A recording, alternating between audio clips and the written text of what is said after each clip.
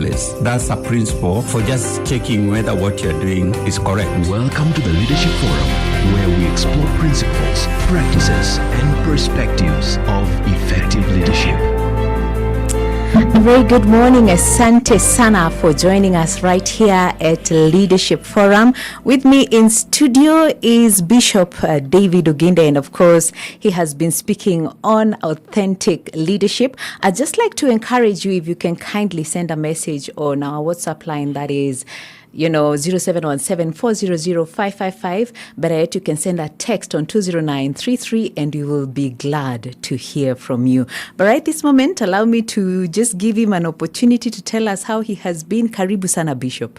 Asante sana. Yes. I'm well and good to see you after a long time. Yes, it's good to see you too. Yes. And you've been doing a good job. Oh, you've been listening? Yes. Oh, where do you mean? Here?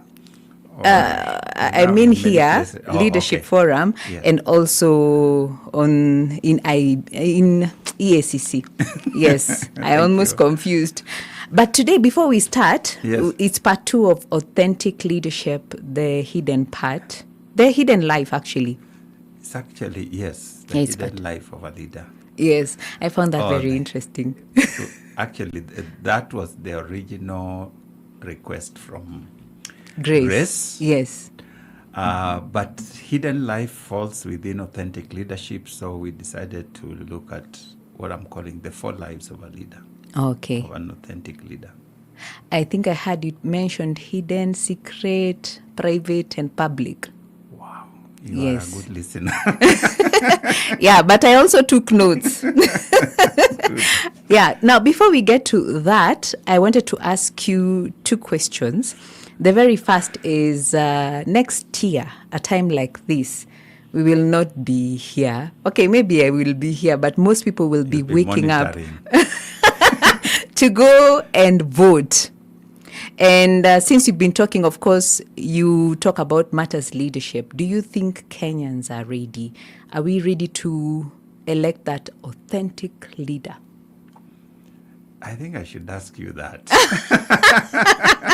Why? You are a better representation of Kenyans than perhaps I am. Mm-hmm. I think you have been ready for a long time. You know, Kenya, yes. We never finish with elections. Yeah. We never finish. I don't know of any other country that does politics the way we do. Because right from the day that the results were announced, mm-hmm. The opposition said, we'll see you in 2027. Oh, they didn't think of how to help join. No. So from that day mm-hmm. to today, we have been campaigning. That is the reality of mm-hmm. our country. Mm-hmm. We have never, we finish with elections, now mm-hmm. let's do work. We will wait until 2026, 2027, then we begin to see what do we do next. We have been at it since that time. That's very sad. Yeah, I think it is the only country. I don't have a lot of information about other countries. Yes. But I've traveled a few countries. Mm-hmm. Some countries I go to and it's 2 months to election. You can't tell mm-hmm. that they are going to elections. They are busy building their nation. Yes, they are busy building their nations. But mm-hmm. in Kenya, we do politics every day of the week, mm-hmm. every week of the month, every month of the year. Mm-hmm. And every year of the 5 years. Yes. So it only intensifies, mm-hmm. But we never really stop. So as for preparation, readiness, I think we were ready 5 years ago. Mm-hmm. Yeah, is it 4 years ago? Yeah. It's whether we will make the right choices. That's the other thing about us as a nation. Yes. We make a lot of noise about leadership and leaders and the type of leaders that we have and so on. Mm-hmm. But when it comes to elections, mm-hmm. we do not apply that theory into practice. Oh, okay. So we are these people who are very desirous of good leaders. We are desirous of authentic leaders. We are desirous of people who can make a difference. Yeah. But when we go to the ballot, mm-hmm. we don't make those choices. Those factors mm-hmm. don't determine who we choose.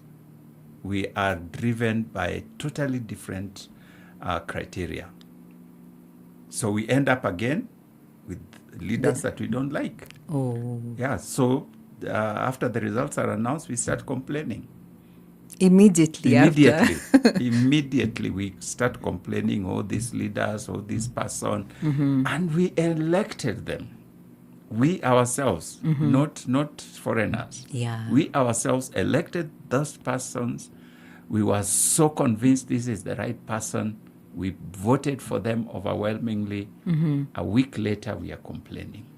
It means there's something wrong, seriously, when I look at it. So, Bishop, how can we now make a better decision? We have 1 year to prepare. It's going to take a total mindset shift, a total shift, if that is going to happen. Yes. Because even now, from the look of things, we are going exactly the same route we have always taken. So I can't remember who it is who said that it's only a fool who does the same thing over and over again and expects different results. Yeah. We are doing the same thing that we have always done, but we are expecting that we'll have better results. I doubt.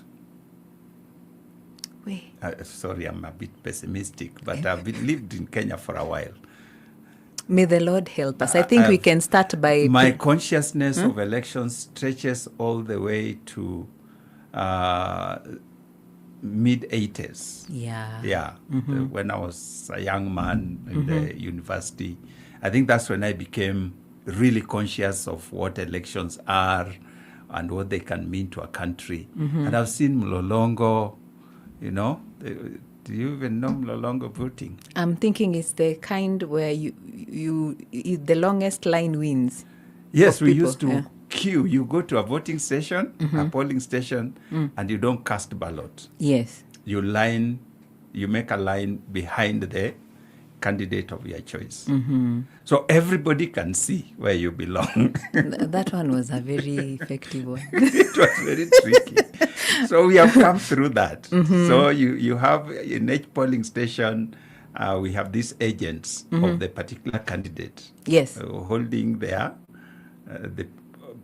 poster of their candidate. So you come round, you see, and you queue there. So there's no way you can tell us who you didn't vote for, so and so. We know. Yeah, we know which queue you took. Okay. So it was very tricky. So we have come through that. I've seen that. We have come to multi-party democracy. We have got to where we are today. But unfortunately, we make choices of our leaders using the same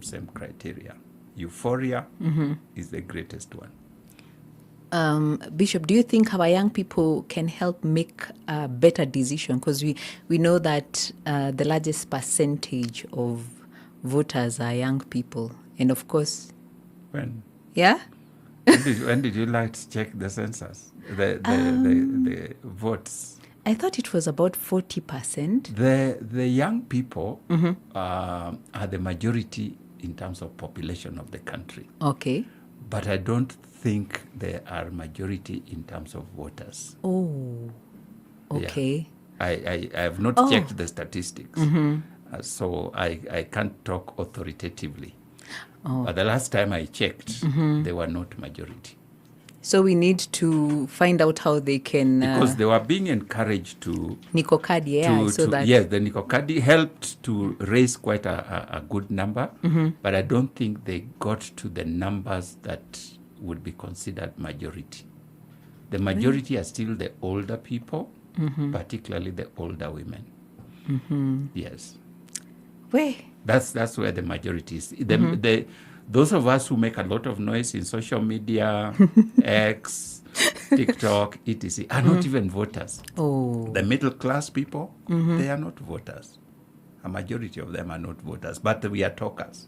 Yeah, we talk a lot. We know where the ball should be kicked, but we are not in the field. We have refused to hear there's that quote that says actions speak better than actions words. Speak louder than words. Yes, yeah. Yes.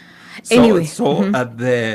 The dynamics, therefore, of elections in our country are do not follow the rule book, in my view. Okay. From where I sit, I'm not a political analyst, but like I said, I have watched enough and participated in enough elections. Yes. To be able to say a thing or two of my observations. Yes. We do not follow the rule book, and because the vast majority of people who voters are really in the lower income bracket.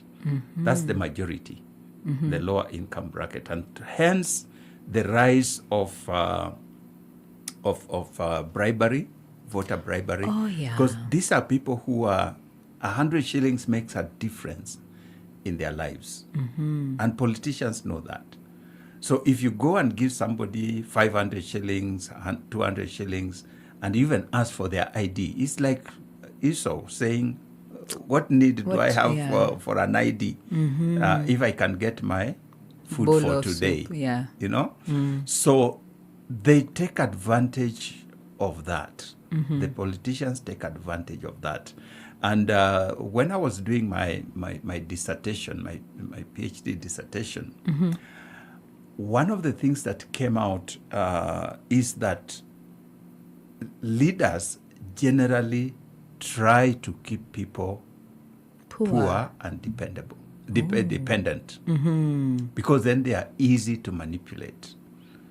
You can manipulate them easily because they don't have the wherewithal. Somebody, you give them 1,000 shillings, they haven't seen 1,000 shillings in 10 years. You know? So it's like heaven come down. So that gives rise to this voter bribery, which is a very unfortunate phenomenon in our country. What happened in Olkalau was a unique thing. It was a unique thing that people can get all these resources and vote otherwise. That's a unique thing. But politicians love poverty because it gives them leverage. Even if you come to Nairobi, I'm sure you have noticed that there are enclaves of voters where politicians spend their time. They are ethnic based. So that you have Madari, you have Kibera, you have Kawangware. Those are ethnic enclaves. And they never go to the high end. No, but those people watch TV to see how queues are going, the voting is going well. They are in commentating on Twitter and TikTok and TV. They don't vote themselves. Oh, the queues are so long today. What they are watching on TV. That is so sad. So why do you want to spend your time there? The second thing is that those people, even if they vote objectively. A good number of them. Yes. A good number of us. So we are the kind of people who will analyze a candidate and think, will this person deliver? What does he have? etc. So why spend your time on those people who are going to critique you and going to... So go to the ordinary guy who can be easily swayed. God needs to help us then as a nation. From what you have said. He has been helping us. We need more help. He has been helping us. I think I'll attach that to the second question. I think I told you about IBC's 2027 campaign spending. Right. Limits. And of course, for the president, it's 6.1 billion. And for Nairobi City, it's 181 million. When I saw that figure, I was like, when we live and breathe for elections. See, this is very good money. Please tell us a little about that. That is very good money. There's a sense in which it's a lot of money, and it's because of, again, our election structure. Okay. We have given ourselves a structure, a model that is very expensive. Yeah. I remember in, I think 2022 or the 2017, we invited as church leaders, we Yes. invited IBC to come and just share with us just before the elections. They were preparing the ballots and so on, and they had requested for, I think, 4 point something, no, was it 440? Something ridiculous. I don't remember the figure. And we were like, what are you going to use that money for? So when they came, I remember the chair of IBC came to speak to us, and he said, the way we have structured our elections is very expensive. Okay. First of all, the law says that each polling station can serve only about 700 people. And then the ballots themselves, the security features that are in the ballot Yes. are such that he said that it is more expensive to print a ballot paper in Kenya than currency, than the note, you know? Wow. Oh my God. So we were like, what? It's because of this obsession with rigging, Yeah. vote stuffing, and all those things. So we want to put all these security measures. The reason that our polling stations can only serve a few people is so that it's a known number that you can easily verify and so on. So, you know, a polling station is not, it's that room where you go to. Yes, yes. That's the polling station. It serves about 700 people. Yes. So imagine how many polling stations you need throughout the country. Now, when we are doing the referendum is when I realized how expensive it is to run an election, a presidential election. Let me talk about presidential because we had a bit of experience. Yes. We were in the no campaign group, as you may know. Yes, yes. During the referendum. Yes. So it was like a presidential election. So what you need, therefore, is that in each polling station, you need agents. Yeah. We calculated the number of, you need at least 2 agents in each polling station. That's a lot of people. That's a lot of people. Consider how many polling stations are there in total. Each of those agents, at the time during the referendum, we had to pay them, really not pay them, facilitate them, because Yes. it's not a pay, at least 2,000 per person for that day. Yes. But you can't pay them for only that day. You have to pay them for almost a week. Because of the counting. The prior, they need to go and acquaint themselves with the place. They need to be briefed on what is going to happen. So you need them for at least 5 days. That's already 10,000 per person. So per polling station, you are talking about 20,000 shillings. Now, if you pay them any less, they can be bought, because somebody else can come and pay them 5,000 to look the other side. Do you see? So when we calculated, we needed 3 billion. If we are going to have all the agents in all polling stations, posters, advertisements, and all those things. So to me, 6 billion is actually not too much for a presidential campaign. Okay. If you consider the things that a presidential candidate needs to do, it's coming to about that. And it's because of the way we have made our elections expensive. We have actually we have created our own problem. We have created our own problem. So Yes. if you think, now I've only talked about election day. Yes. Now you need so many more people to be all over the country campaigning for you, and these posters and radio adverts and TV and vehicles. Merchandise, coffeeers. It's a whole enterprise. For a presidential candidate, it's money. It's really good money. Now, that is money that is just straightforward. You're not playing any games. You are just facilitating your election. So unless you are a very popular candidate, because the more popular you are, the cheaper it becomes. Yes, because you don't need to... Yeah, you don't need to do too many things. Yes. The less popular you are, the more you need. That's why it's very difficult for ordinary person to really dream of a presidential campaign unless they are very popular. Oui. And the people just want you, whatever happens. Yeah. Okay, thank you.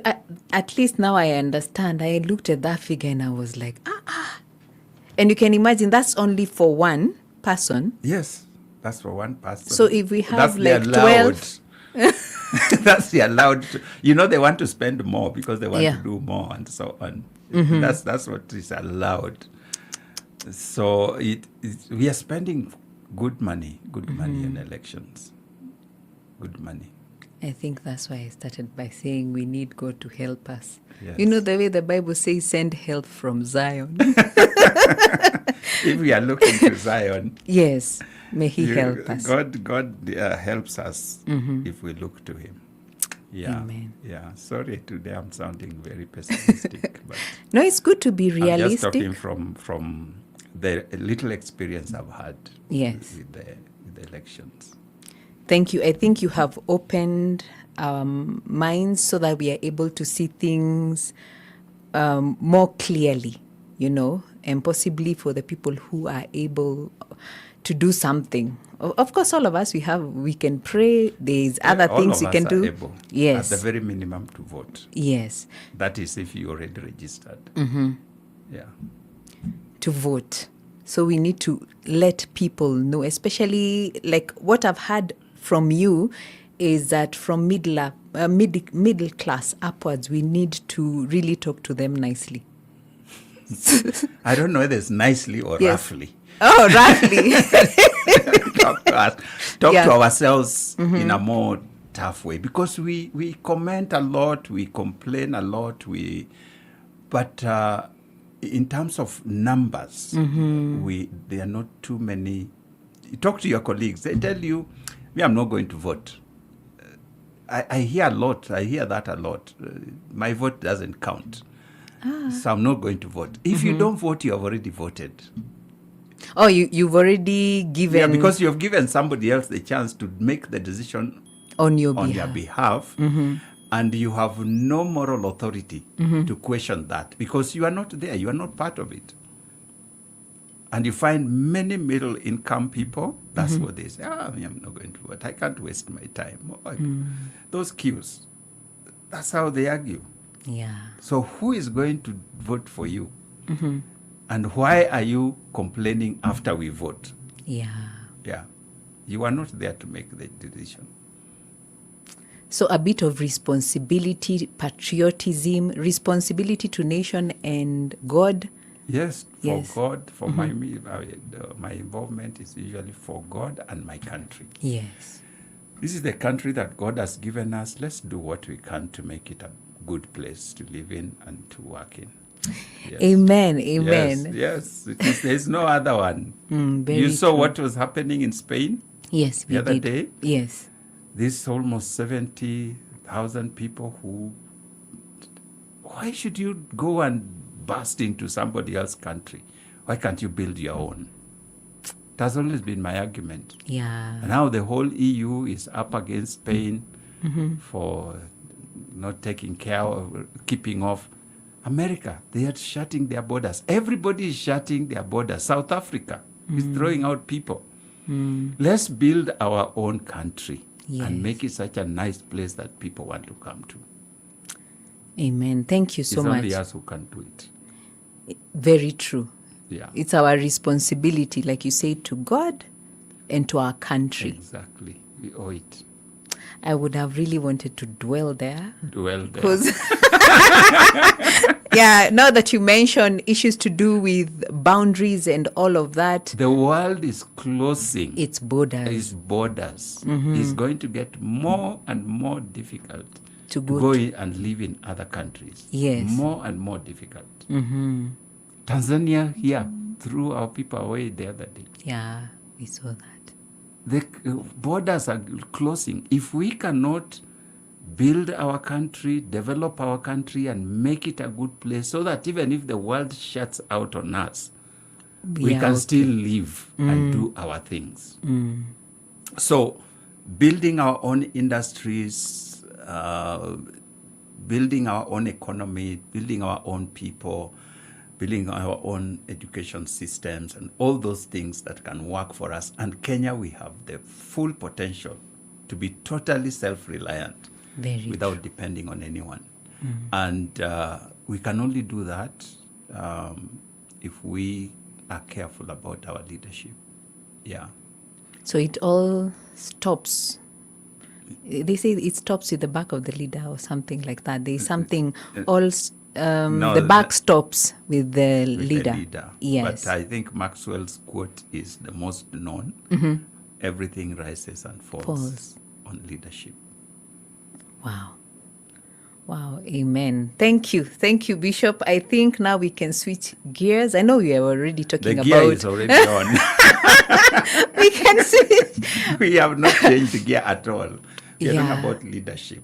We are talking about leadership, yes. So possibly before you give a brief on the hidden life of an authentic leader, you can also connect just a little for someone who is wondering. Bishop has said since time, I don't want to say immemorial, we've been making the same mistake. We don't vote because this person shows that they're a good leader. Yes, so possibly you can connect that as you introduce or give a brief on what you shared last time. Yes. Last time, we talked about the hidden life of a leader. Yes.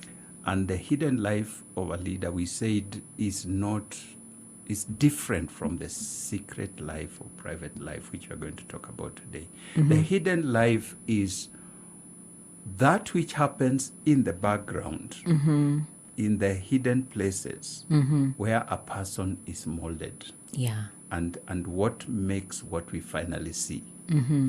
For us to see Shiko here, the way she looks, the way she conducts herself, the way she interacts with people, the things that she does, what you believe in, all they were molded over time. Yeah. Through various experiences, circumstances, beliefs, role modeling, people you saw. There's a lot that goes into that to make you who you are. And we who come to you as almost a finished product, we do not know what has happened. Yeah. We do not know why you are the way you are. So it is if perchance I get a chance to sit with you and we talk, then you say, oh, so that's why you behave like this. That's why you talk like this. That's why you look at things like this. Yes. Because there is something in the background that has shaped you and brought you to where you are. A big portion of that happens in our families. Yes. Our family experiences has a lot of contribution because families are where we have our formative days. Yeah. That's where we are influenced. When we still do not know much, we are not able to make our own choices and decisions. So much of what we become is as a result of the family background we had, the early life experiences.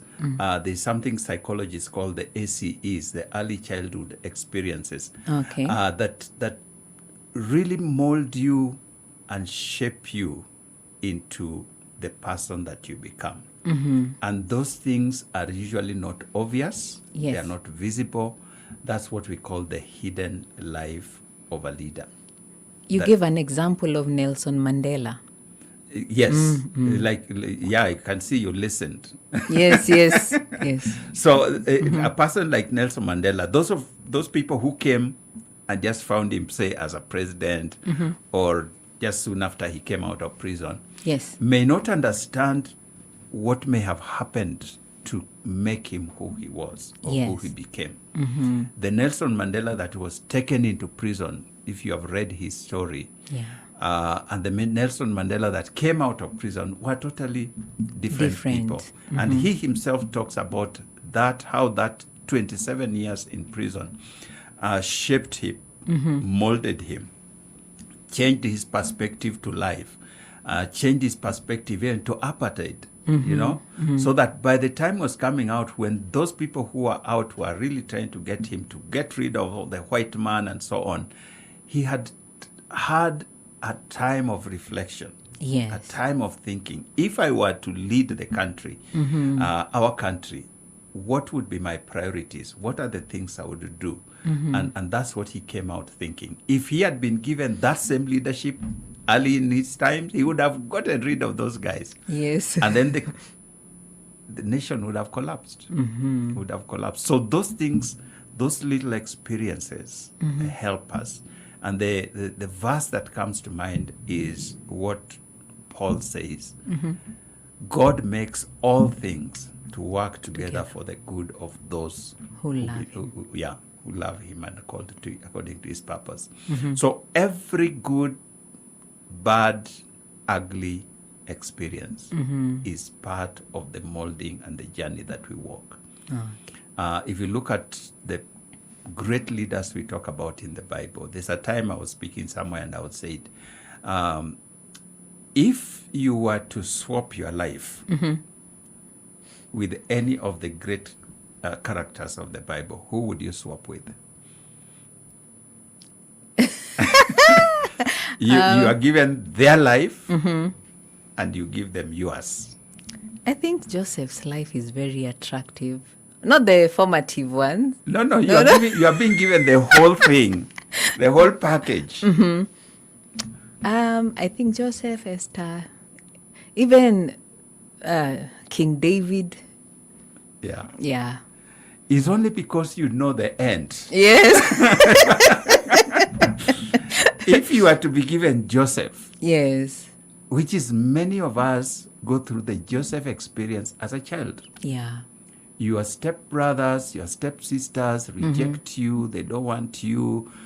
You are given smaller portions of food because your mother came late, and you know all those kinds of things. It is not enjoyable. Ask people who have come from polygamous families. Very. You can't tell them, you know, you are going to be a prime minister. No. As you're concentrating on the prime minister, I hadn't even. Yeah. Think about being born in a polygamous family with 11 brothers, and they hate you Yeah. with a perfect hatred. That when they have the opportunity, they actually wanted to kill him. Yeah. Would you like to live in that kind of environment? Then you are sold out into slavery by your brothers, not abductors. Your very own brother. Your very own brothers. You are sold into slavery. You end up in a foreign land and you become a slave. With all, you know, the dreams that you had. Joseph had dreams. He dreamt of where he was going to be and how people are bowing before him, and, you know, these stars that were falling. He thought it would happen in 5 years. Then suddenly you find you are the one bowing before people. Yeah. You cannot be happy. Very true. You end up in Kibera, washing clothes, doing things. I would rather live my life, by the way. Very true. Because your life is it's okay. How do I say? God meant it for you. You can take it. With all that I have gone through, Yes. the good, the bad, and the ugly, I would still choose my life. Powerful. I would still choose my life. I would just say, Lord, I don't want to be Paul. Yes, Was Saul, the great apostle. the great apostle who was shipwrecked, and he lists the things he has gone through, whippings and what. And I say, thank you so much. Continue with the apostleship. I just want to live my life. Yes. David, for 20-something years, was running away from Saul. Yeah. He was not at home. Esther, think about them. So you realize, at least I realized that the life that God has given me is the best for me. You, yeah. He just knew this is the best. And he gives me the grace and the favor and everything that makes it what it is. And I enjoy it. So I don't want to be Moses. I don't want to be Joseph. I don't want to be Esther, Daniel, the den of lions. I mean, those things are good to read. Yes. And also to inspire. Maybe you like an aspect, not the entire. That's the problem. we like this aspect. Yes. It can't work. It can't work. You know, you reminded me when we were doing architecture. Yes. At the university, we were told that, you know, you get a client and they want say a house or a building. Yes. And they have traveled places. They have seen a sitting room that looked like this. They've seen windows that look like that. They've seen toilets that look like that. And they want, all these are coming from different buildings, different houses. And they want it all in this one house. Yes. It is such an ugly house. Because that thing looked only so good because it was in its context. Wow. That door, that window, that sitting room looked good because it was within the context of the total house. Yes. That's why it looked good. If you now picked it and put it in your house, and which has a different, people are like, this looks strange. Yeah. You know? So sometimes that's what we want. We want the school life of so and so. Yeah. We want the working life of so and so. We want the marriage life of so and so. We want the ministry life of so and so. If all that was to be put in you, one person, you look at like an ugly human being. Very true. Because you will not be yourself. But God knows what He wants to make of us. So I am happy with myself. So I'm living the best life. You are living the best. You are fearfully and wonderfully made. So Wow. with all those things that are happening, they are part of your hidden life that many people may not know. Yeah. They look at you and some people admire you. I want to be like Shiko. But they are only admiring an aspect of you. Yeah. They don't know how you got there. They don't know what has made you to be who you are. Yes. This is what we call the hidden life of a leader. That molding process that makes you who you are. We will come back to it later to go into slightly more detail on that hidden life. You know, as you're talking, as Melissa gets ready, I can see her getting ready. It reminds me, you know, now that you're in building architecture and all, before a building is unveiled, in Kenya we put very ugly mabatis around hoarding. it. Hoarding. Hoarding. You know, like you say when you're hoarding food. Yes. Or they're hoarding this. Yeah, Yes. that is called hoarding because it covers that area. Oh, okay. Yes. So we do that. And someone can walk there for many years. And then until one day, when that building is unveiled and you wonder, this building has very nice glass. It has very good color, but you used to pass by every day. So I think It's the what hidden life of that building. Yeah. When it was under construction. It didn't look good. Yeah. Wow. I like that. Yeah. Thank you so much, Bishop. When we come back, Bishop Oginde is going to be telling you a little about the secret life and also, I believe, the private life. But right this moment, allow me to give way to Melissa, even as she tells us some of the stories making headlines. Hope FM. Listen and live. It's now noon with Pesalink. Time to Tuma Direct with Pesalink. Send any amount below 1K for free and up to 1 milli for just 20 bob.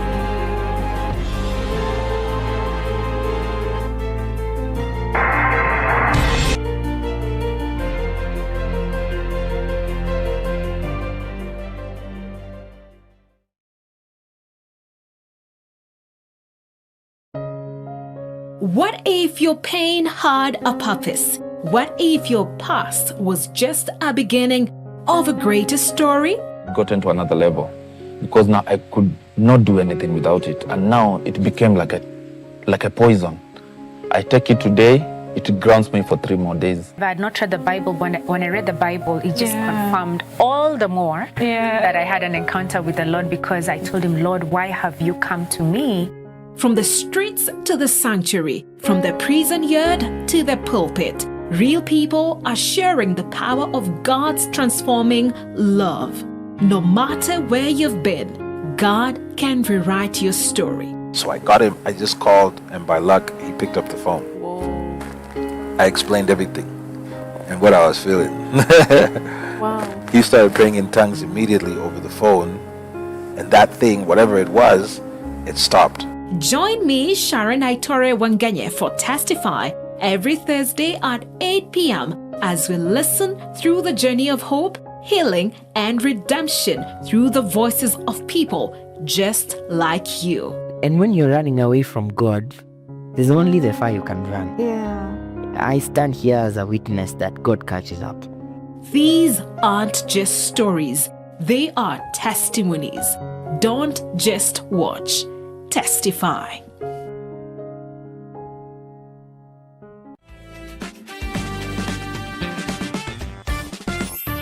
In addition to provision, there are additional roles. Yeah. You know, the father models how to be a man. I will give you an example. There is a time I traveled and my son was very young. And my wife tells me that my son would always go to check after they have done devotion. Yes. He would always go to check if the doors have been closed before they go to sleep. Yes. What does that tell you? That this young boy was observing how the father behaves. Yeah. So as young as he was, he would always do the man part while the father is away. So when you deny a child the opportunity to be modeled, you are actually saying when they grow up, there will be something missing in them that should have been provided by the presence of a father. Catch past episodes on our YouTube channel at Hope TV Kenya.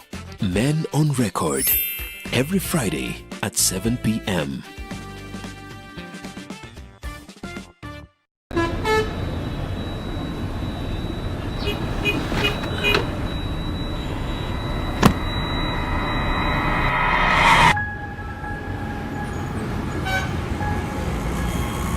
Rafiki soul is the promise of a hand that reaches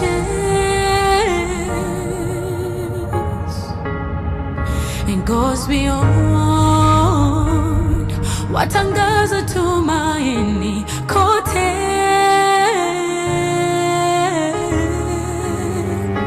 I'm forever grateful.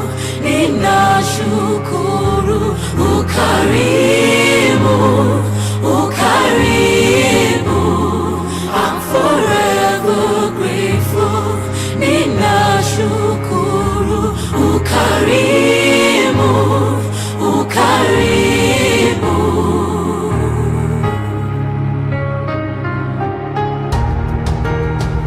Rafiki soul is a promise of a hand that reaches and goes beyond what angaza tumaini kote. I'm forever grateful. Ninashukuru ukarimu, ukarimu. I'm forever grateful. Ninashukuru ukarimu, ukarimu. Rafiki msoul. Friends of Hope, keeping hope alive.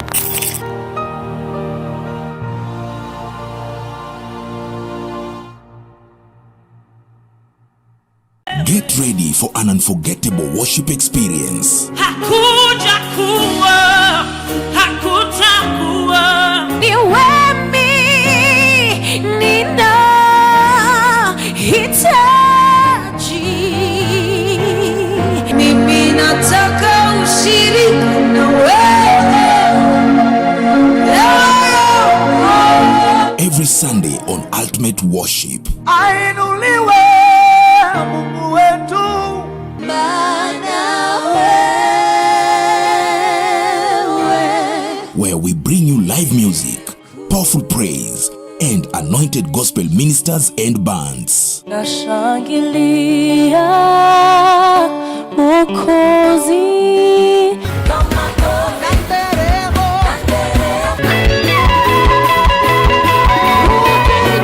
Join us every Sunday, 7 a.m. to 8 a.m. with a repeat at 6 p.m. to 7 p.m. Everywhere I go, I see you right there. It's not just music, it's worship unleashed. It's ultimate worship. You're too faithful to fail me. Only on Hope TV, where you look and live.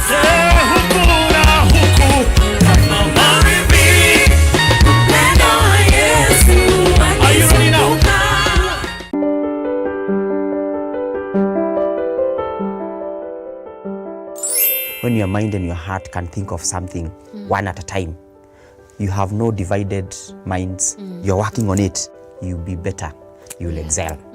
But when your heart and your mind are in two different places, you will keep on staggering without knowing where you are. So that's the same case, the career and the purpose. If so, your career can be your purpose, but sometimes your career may not be your purpose. So it is always good to, and that's why it's a process for you to discover your career. Your purpose is the one that defines your career. I like that. So, but if you don't know your purpose, you will, just the saying as it goes, if you don't know where you are going, any route will take you there. Yes, true. So then you choose something that is wrong because you have not even understood yourself. You have not understood what you can do. Because for you to define your purpose, you need to know who you are and you need to know what you can do. And then when you connect with where the world is going, now you can be able now to locate yourself very well and say, this is where I should move on. But when you don't understand yourself, or when you don't understand your child, when you don't know what your child can do, or when you don't know you yourself what you can do, then you will try to look at the environment, what fulfills you, what makes you, what brings fulfillment in the environment, the immediate environment. And when you take it that way, you are in a mess. Financial Fitness, Mondays at 8 a.m. on Hope TV. Hi everyone, my name is George Gishoro, a presenter with Hope TV. Thank you so very much for continuing to support us by watching all our programs. Now, we would love to serve you even better.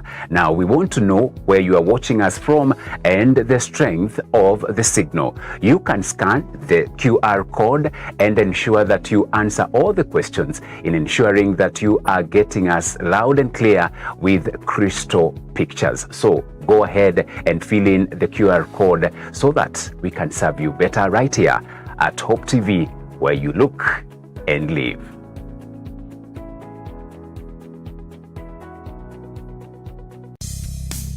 Welcome to the world of Hope Media, a media unit of Christ is the Answer Ministries that is committed to spreading the gospel of our Lord Jesus Christ through the transformative power of media. Hope Media is dedicated to utilizing various forms of media to spread the message of hope, love, and redemption to all people around the world. Hope Media consists of various units that work together to achieve this goal. These units include Hope FM. Hope FM is your #1 Christian radio station offering you discussions on current day-to-day issues, inspiring music, life-changing sermons, and news updates, broadcasting 80% in English and 20% in Swahili, with listenership of over 12 million every month. Hope TV.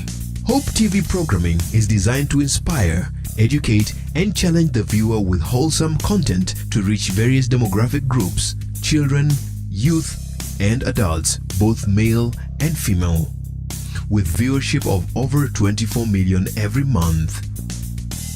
Hope Recording Studios.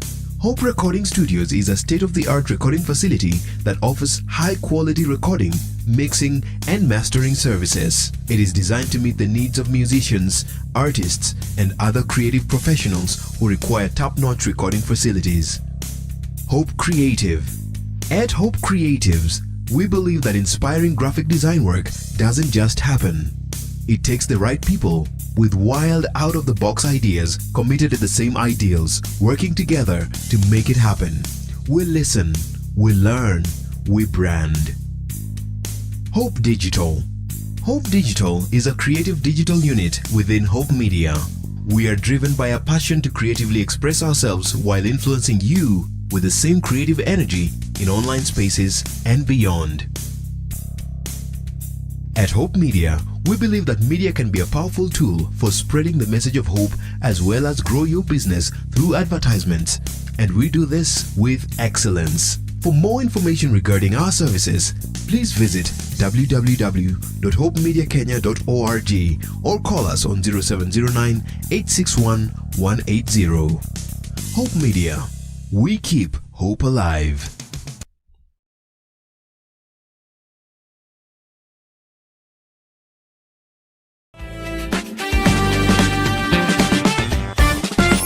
All the dreams that I have, yes, and the plan that I have, the game plan, all the vision can never be achieved if I don't manage self. So you begin by becoming responsible and saying,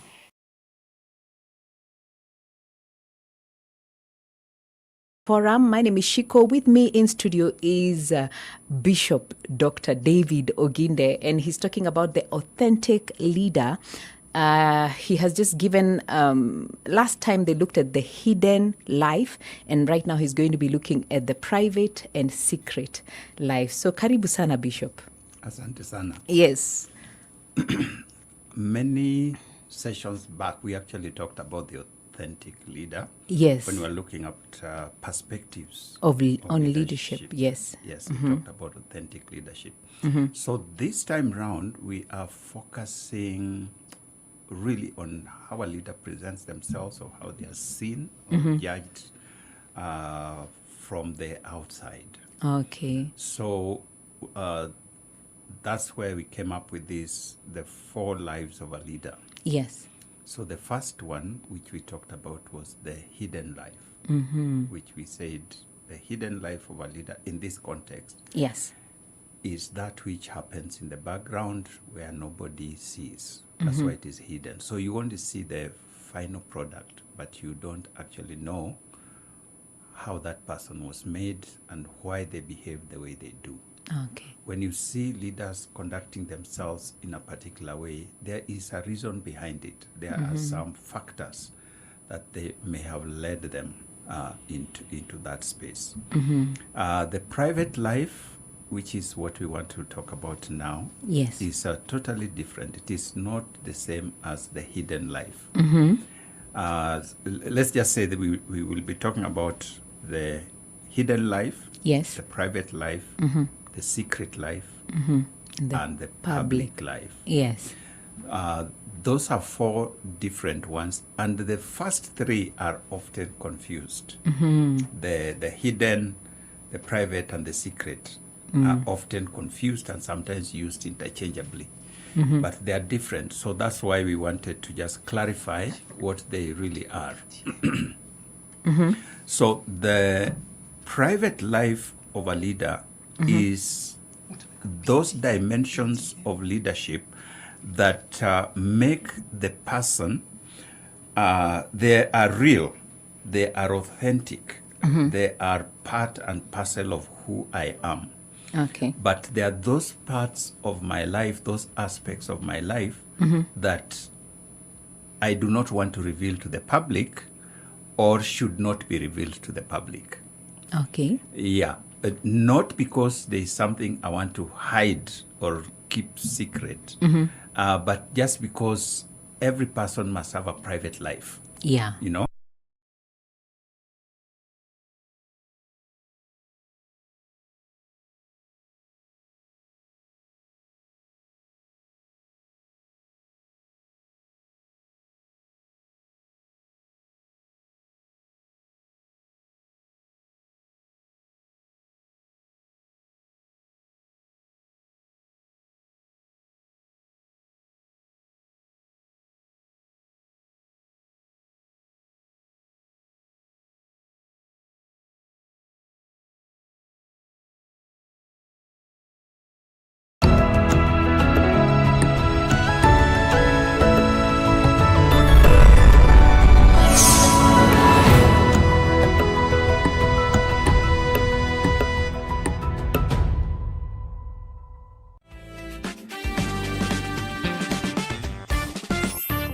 Once you set the goal will guide you even on the how, which vehicle to use, whether are you meeting the threshold that is required or not. So the goal becomes the first thing. Then the next thing now, after setting the goal, now look inwards. Like the traditional African kitchen, 3 stones, Yes. cooking your investment in a pot. You now need to balance this goal in those 3 stones. That it doesn't fall. Yes, and one of those stones there is objective. Objective. Yes. What do I want in this financial security or in this instrument that I want to use?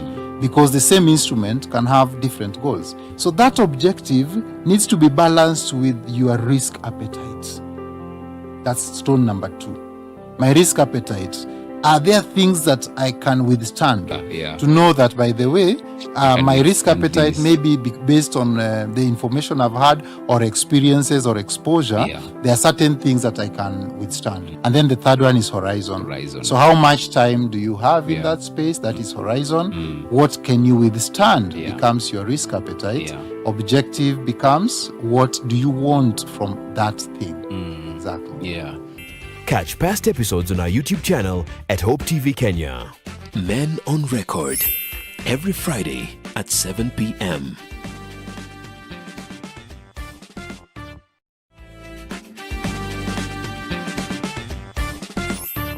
At the age of 25 is where there is also another change, because the frontal cortex, this part of the head, the maturity now of the brain happens at that time, which is responsible for intellectual abilities. I want to keep them away from the executive area of the brain. Again, it this comes is with other particularly challenges. important. Now that I am who I am, for leaders in public life, yes, politicians.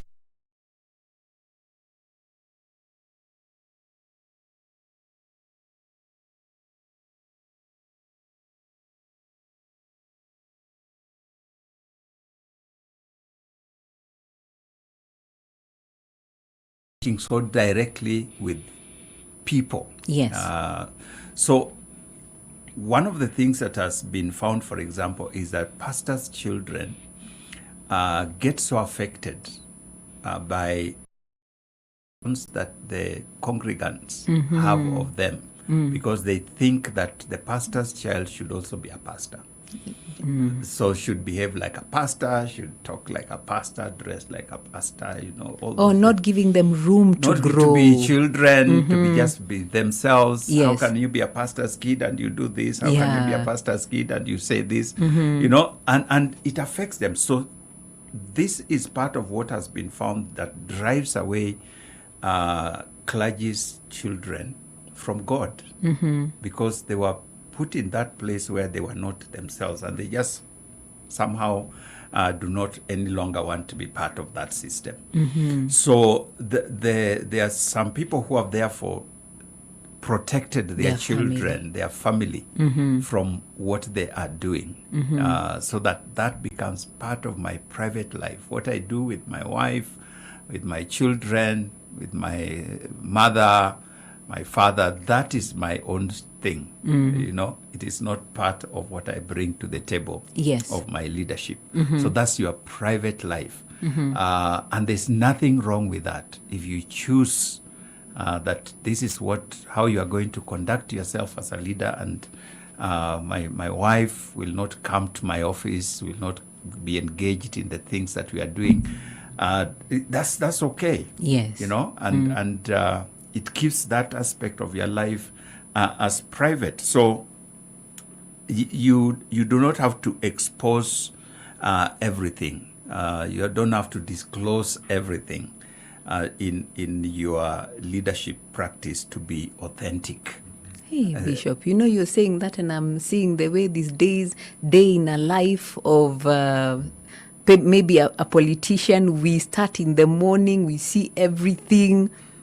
I hope you can get me. Yes. Yeah. So I'm asking the question, as a leader then, how do you make that decision? It's private. I say my family is off limits when it comes possibly to social media or to the public or as a pastor. So how would you advise someone? Because these days, the lives of people are out there. You see, there's that which you disclose and that which people disclose. Oh, okay. You have no control over what people can do or say. Mm-hmm. So there's little you can do about that. Yes. If people decide to talk about your family, talk about your children, talk about your husband, you know, all those things. Yeah.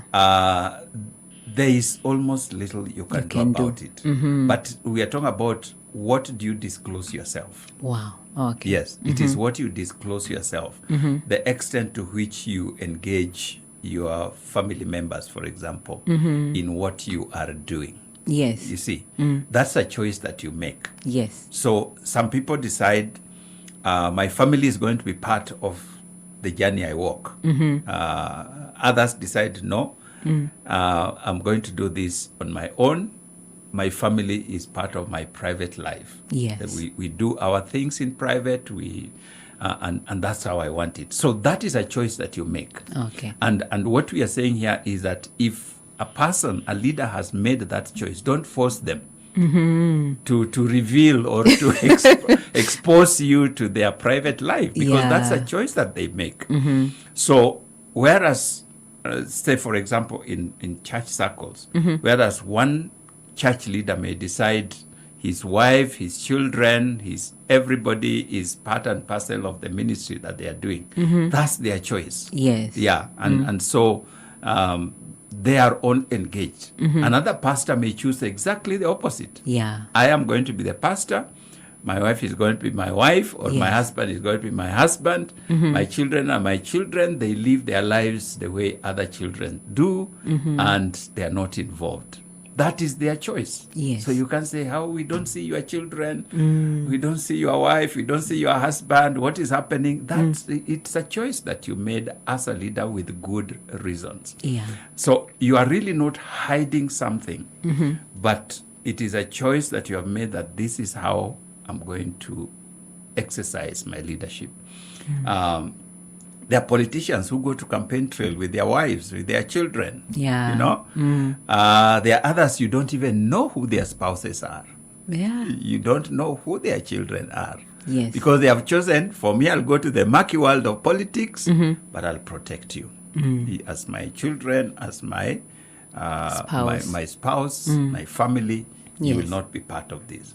So that is the private life of a leader. Okay. So this is to be differentiated to, you should not look at it as secrecy. It is privacy. Privacy. In the sense, this is where I go to, like for example, every day when you go home, you don't, I'm just using it as an example. After you've worked the whole day, you don't want, again, cameras on your face. That's the place you go to unwind. That's the place you have marked as my peace place. Is that what you're saying? Yeah? Yes, that's what you are saying. In fact, there are people who have gone, now that you talk about home, have gone even that much further. Yeah. That they say, when I'm in the office, I'm in the office. Yes. And I do my work that my office requires. Yes. When I go home, I leave my office. In the office. In the office. So I don't want my wife to be asking me, oh, I had this, like for me now, working with the SEC. Oh, we had this corruption. What was actually happening? So there are people who will say, that's my office, leave it alone. I will deal with it. I'm dealing with it. I want, when I come home, let's talk about our things. Yeah. I don't want to carry this home. So there are people who are like that. So I don't want my wife asking me about ESCC. I don't want my children asking me about corruption. Yeah. Because corruption is what I eat from breakfast to evening. Yes. So I want to go home, like you're saying, unwind and find a place where I can be myself and talk ordinary things. Yes. And so there are people who have made those kinds of boundaries that they don't carry office things to their home. Yeah. But there are others who are exactly opposite. Yes. They feel my wife is my best counselor. So when I go home, I say, now this is what is happening in my office, or this kind of a case. We are pursuing this kind of a person. What do you think? So she becomes part of what I am doing and gives me advice. Maybe there you should not do this, or you should not say that, and so on. So I have merged my office work with my home life. And it is a choice. Yeah. So you can't say that one person is better than the other. It is a choice that you have made. If you feel that you want to engage your children in what you are doing, so I go home and I say, corruption is really getting high. What are you people hearing out in school or where you work and so on? And we have a hearty discussion on these things. Yeah. So they become part and parcel of what I'm doing. Nothing wrong. Yeah. Nothing wrong. It's a choice that I have made. So the private life of a leader is that basket where they make a choice. This will stay in the private basket, and I will not bring it out into my leadership space. Okay. And these are leadership things that I will not bring into my private space. Those choices belong to the individual and have nothing to do with your authenticity as a leader. Unless, of course, you get to the place where you are now pretending. Like your wife asks you, how's work? And things have been so thick, things are really bad, and you're saying, it's all okay. Then you're not authentic. Yeah. Yeah. You are not authentic. But you could say, things are not very good, but I would rather not talk about them. Okay. Then you are authentic. It's just that you don't want, I want when I come home, I don't want to bring those things with me to the house. Yeah. And now my wife is even more angry than I was myself. Angry on your behalf. On my behalf. How could they do that? How could he say that, And wives have that tendency of being angry on your behalf. Yes. I can see you know what I'm talking about. Yes. So I may choose, no, I will not going to bring these things home. So that when I get home, I am in that space where my family can be a comfort and a source of strength. Allow me to ask a question. Please ask. Because as you talk like that, I'm wondering, I almost asked you, is it a gender? Can the private and private life, can it be dictated by gender? Can it be dictated by personality? Because you will find there are people who have no problem. Their life is an open book. They are able to, talk about everything. For women, I don't know about men, but for women, it's easy to go and tell your husband what is happening. Yes. Yeah, but for men, I find there's someone who spoke and talked about men have boxes. So you have the box of work. Yes. And you close it when you go home and now deal with home. Do you think those two things can affect how we make decisions on the private life? Yes, the personality is a big one because there are people who just they just like talking about their lives. Yeah. And so they have no boundaries. They don't see any problem sharing things of home in the office, things of the office at home, and there's no problem. Yes. Now, the advice which I was going to come to is that even if that is your personality, you need to consider the effects and the consequences of your disclosures. Oh. Because at a personal level, you may have no problem disclosing. Yeah. But this disclosure, like I said, some disclosures may diminish the perspective of those you are leading in your office. Okay. If they get to know, that's now they go whispering, you know that Shiko, they fought with their husband last night.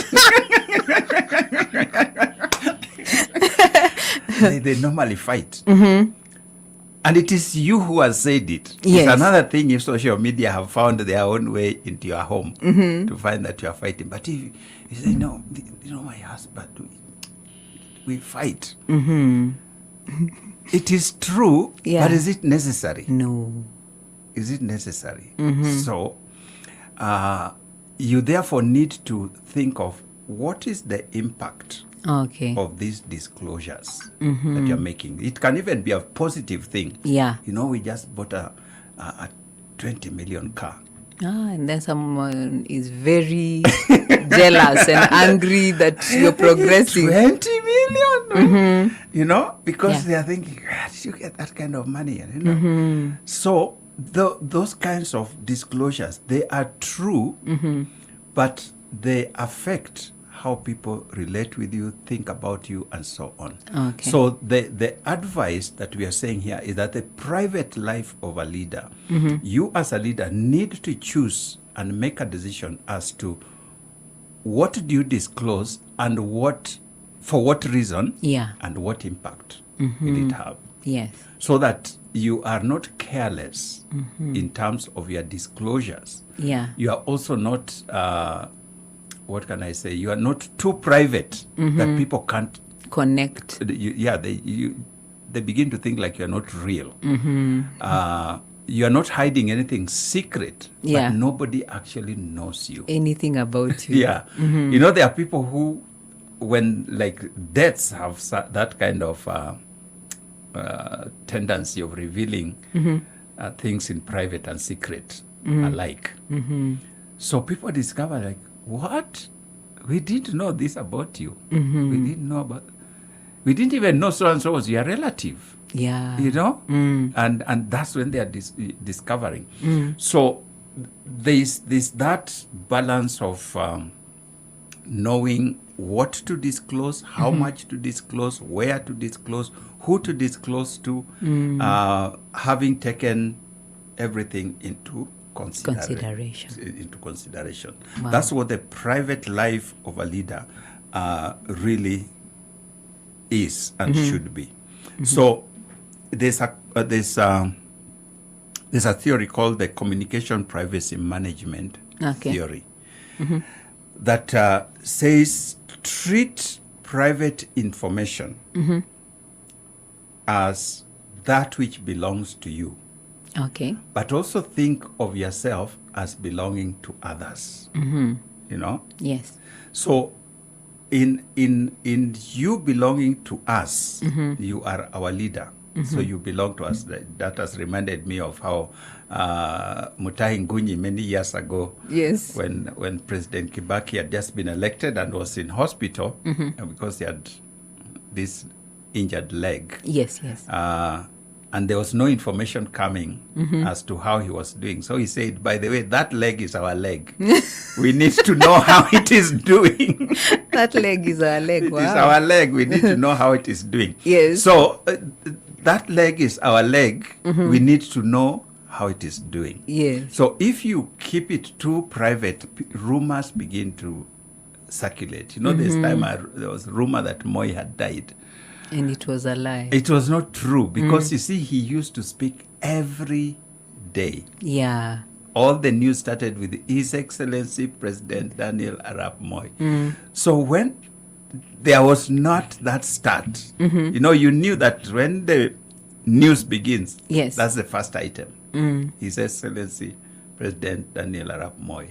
Either he was here or there or said this or said that. He opened this, he opened that. So when people didn't hear that for a few days, they were like, where is he? You know? Yes. So there was need for that disclosure. It happened with Raila also. Sometime when he was away, I think in hospital or wherever, people were like, where's Raila? Yeah. Where is he gone? Some people begin speculating he was too sick or almost dead, you know. And then he came out and said, I'm as fit as a fiddle. Yes. I'm very okay. So those considerations are what a leader needs to make. To what extent do I disclose information about myself? How does this maintain a healthy relationship with my team members? Yeah. So that they know me as much as they should, and they know about me as much as they should. And that cultivates a healthy relationship that makes them know that I'm an ordinary human being with a life. I go through ups and downs. Yes. And so I'm not this guy who dropped from heaven Yes. and is not living a life. So when I share some of the things about my life with them, it is to encourage them. Yes. It is to let them know these things happen. You know, you are going through a challenging period. I share with you, you know, when I was this happened, and this is how I navigated that situation, and so and on. Overcame. And I overcame, or I didn't overcome. Even I didn't overcome, by the way, it can be encouraging. Yes, for yes. people to know that the Sometimes. fact that I failed does not mean that I'm a failure. Yeah. This is part of life. So I can tell you, no, I've also gone through failure. This happened to me many years ago, and this what I have. That's what happened, and this how I overcame. How I came out of it. Yes. So those kinds of disclosures have a specific objective to letting people into your bedroom, as it were. Yeah. To just see how you are, who you are, and that you are real. You are a real human being. Wow. Private life. Private life. Yes. I like the fact that you have told us we need to have wisdom, because sometimes we have had leaders who will say something and you're like, you say that in public. Yes. Yeah, so it's important for us to have that. Thank you so much. The other one you're going to share was secret. I wanted to hear whether you have any questions on the private life.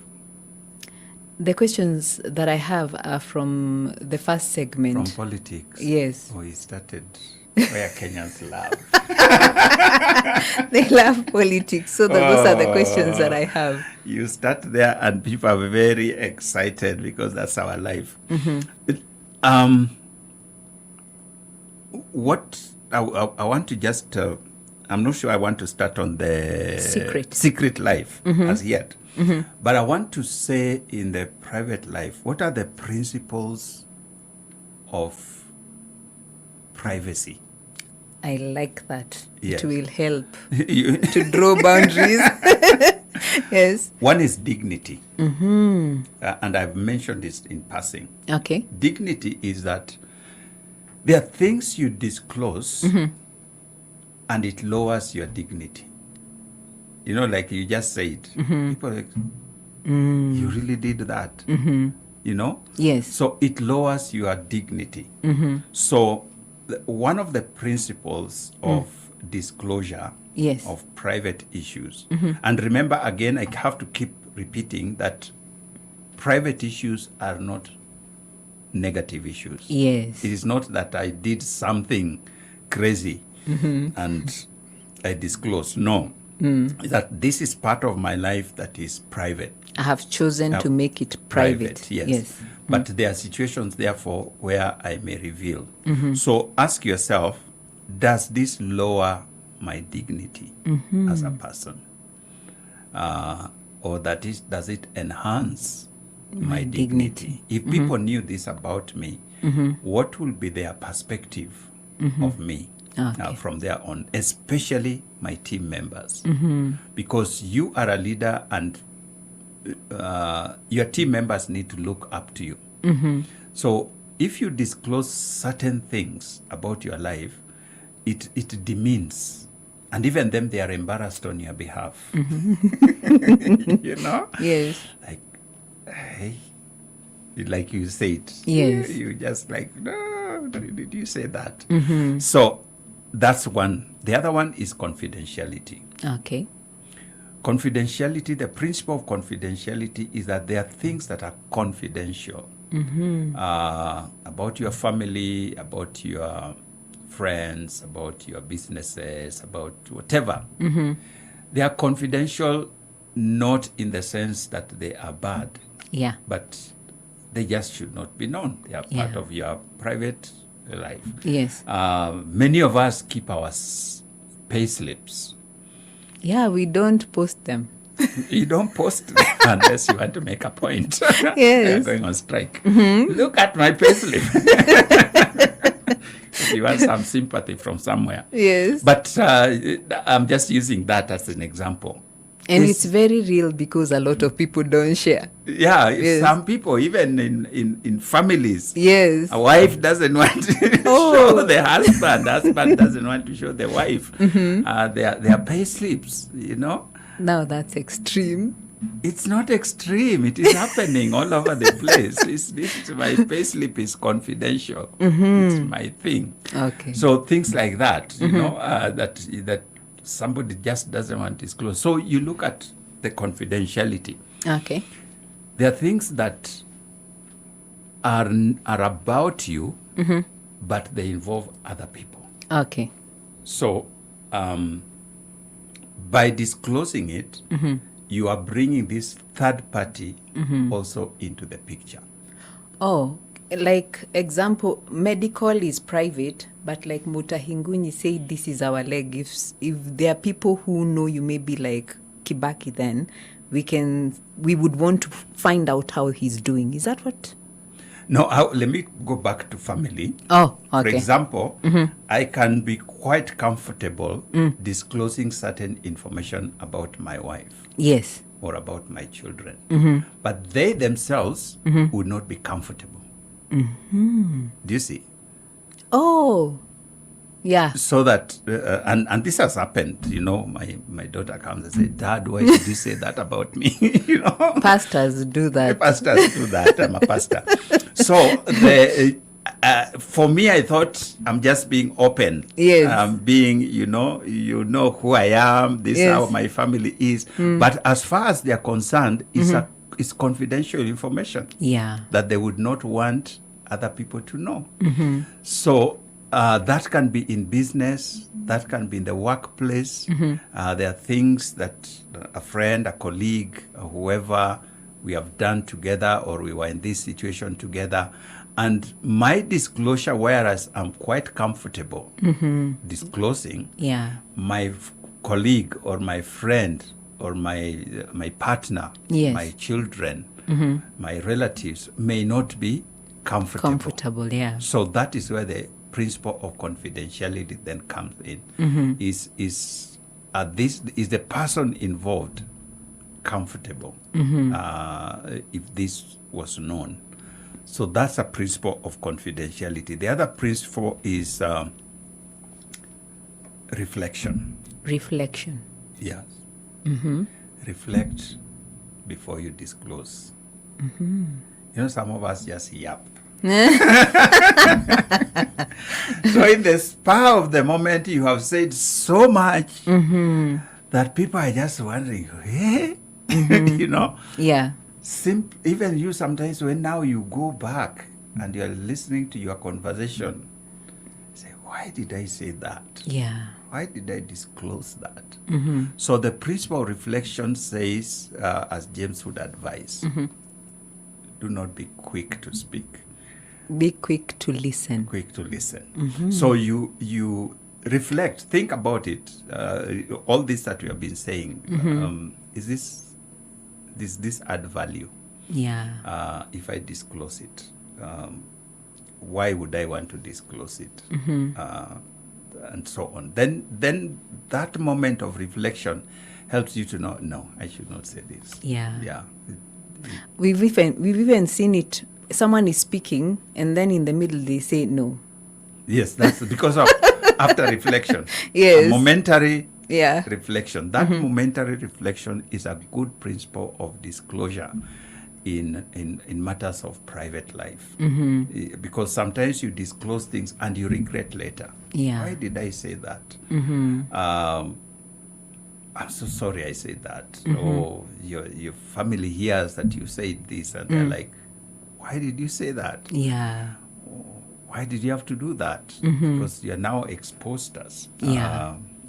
For pastors, it's a tough life because we love personal. Some of us, let me not say all, not all pastors. Yeah. But many pastors love sharing their personal lives and so on. And sometimes you find your wife or your husband is very unhappy with you because of what you said. Yes. Yeah. The other principle is principle of deception. Deception? Yes. Or could I put it positively? Truthfulness. Yes. This is what we say, you disclose material facts, but the way you have disclosed it is to give an impression of who you really are not. Okay. So what you are saying is true. So really you are not lying. Yes. But the way you have said it is to create a certain impression. Yeah. You know, for example, I can tell you, I've just come from Naivasha. I was checking on my avocado. We grow avocado. I have an avocado farm. No, you don't say farm. You just say we grow avocado. Oh, okay. You see, the impression you have already got is that I have a farm. So I have 3 trees of avocado. But the impression I created is that I have avocado farm in Naivasha. Yes. You see? So it's a disclosure which is true but not real. Okay. Yeah, so like just I said, I came from Naivasha, I was checking on my avocado. You immediately jumped into avocado farm. Yes.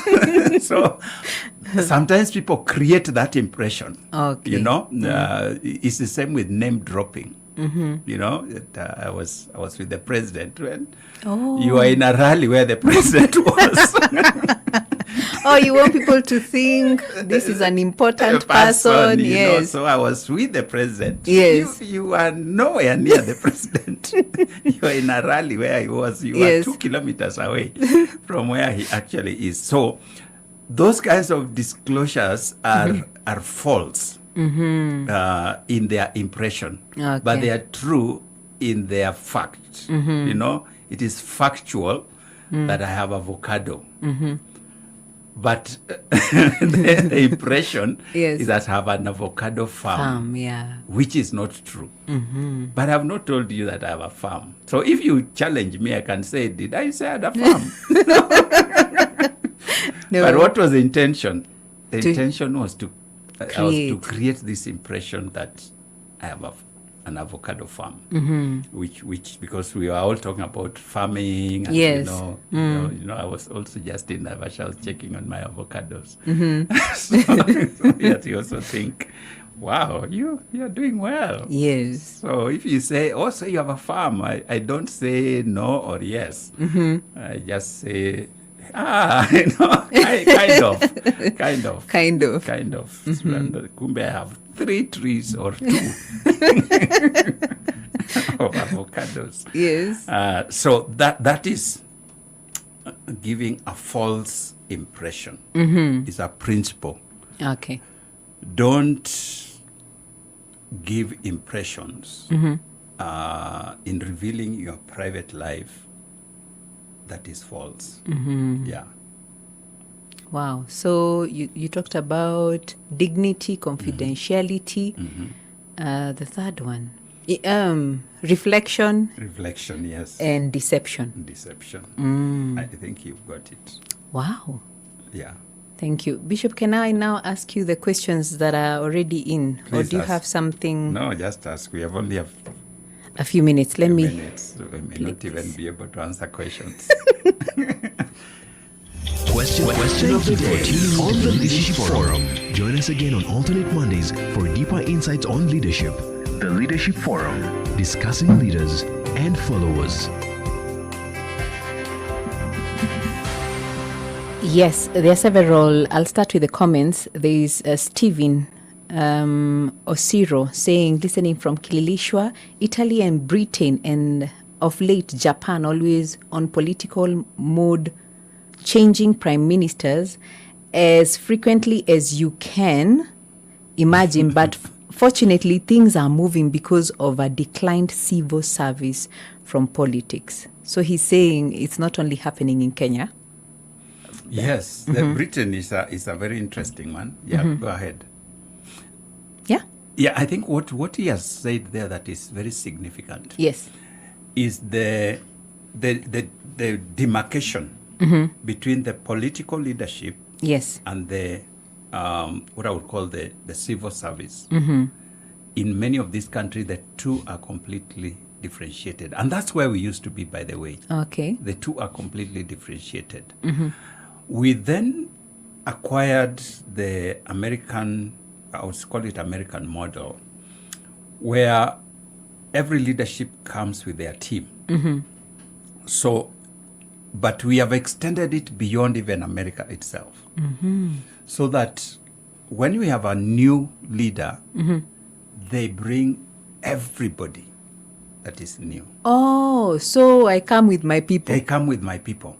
That totally There's no continuity. It disrupts the country. You used to hear of permanent secretaries. Yes, yes. They were actually permanent in the sense that they were not politically aligned. Yes. So they continued with their work irrespective of which government is in power. Yes. So they just serve.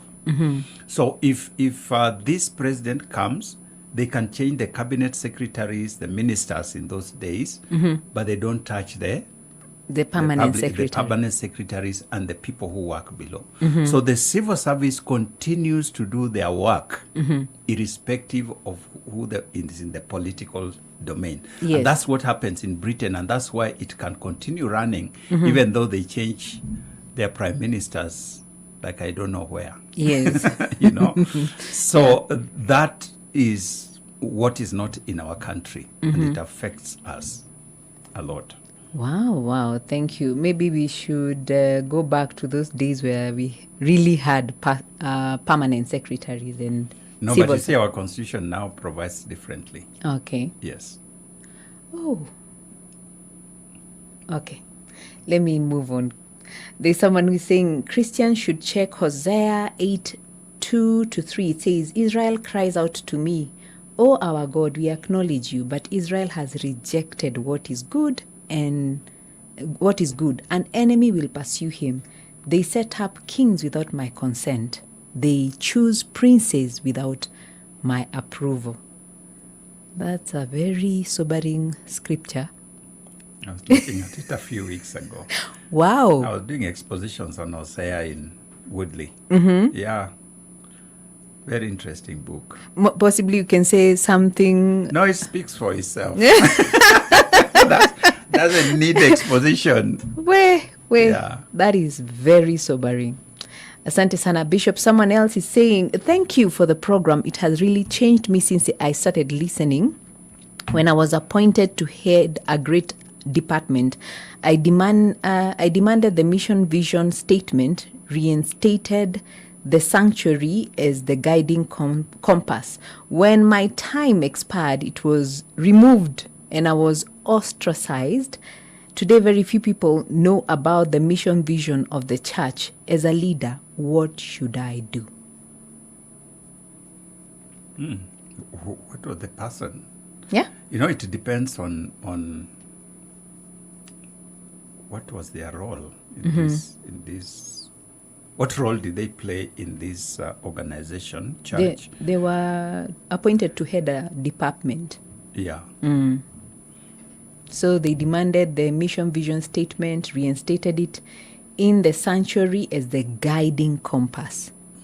But the moment, head of departments, it has an expiry date. So the moment he left, they also threw out the vision, the mission statement. Yeah.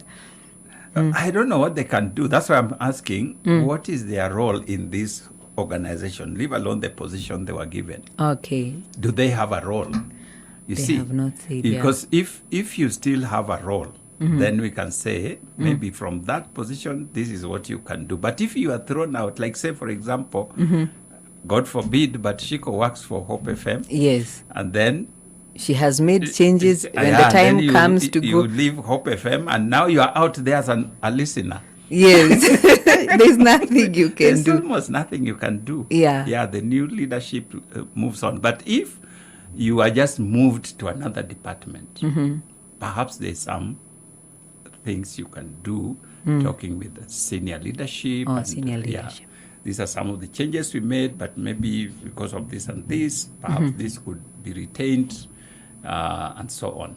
So it really depends on what your role is. Okay. But one of the things I normally say is, whatever the leadership role one plays, when you move out, allow the new leadership time to also do what they do. Because some of the walls that they break, and I normally say that. I remember when I left one of the organizations as a leader, I was then invited back to sit in the board. Yes. And I said, no, I can't sit in the board because I'm sitting in the board and the new leader who has taken over from me wants to break some of the walls I built. Yeah. I'll be feeling pain.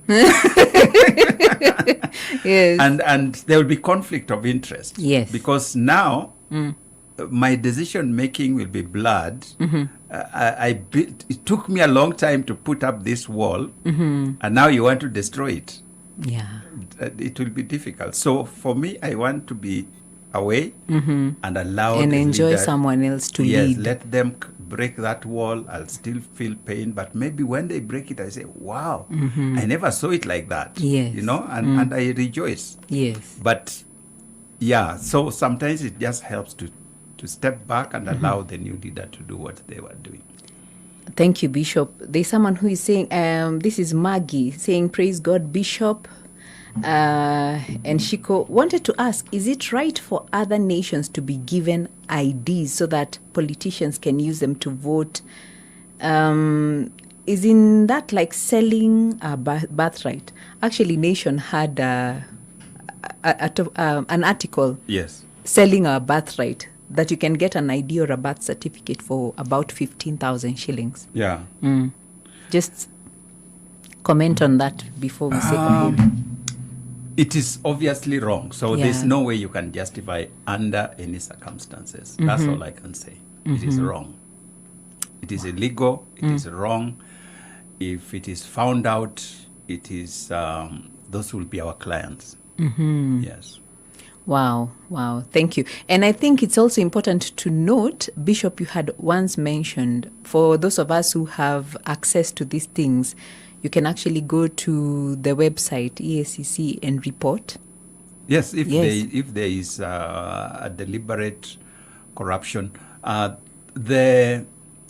kind of a thing fits better in the office of the ombudsman. Okay. Yes.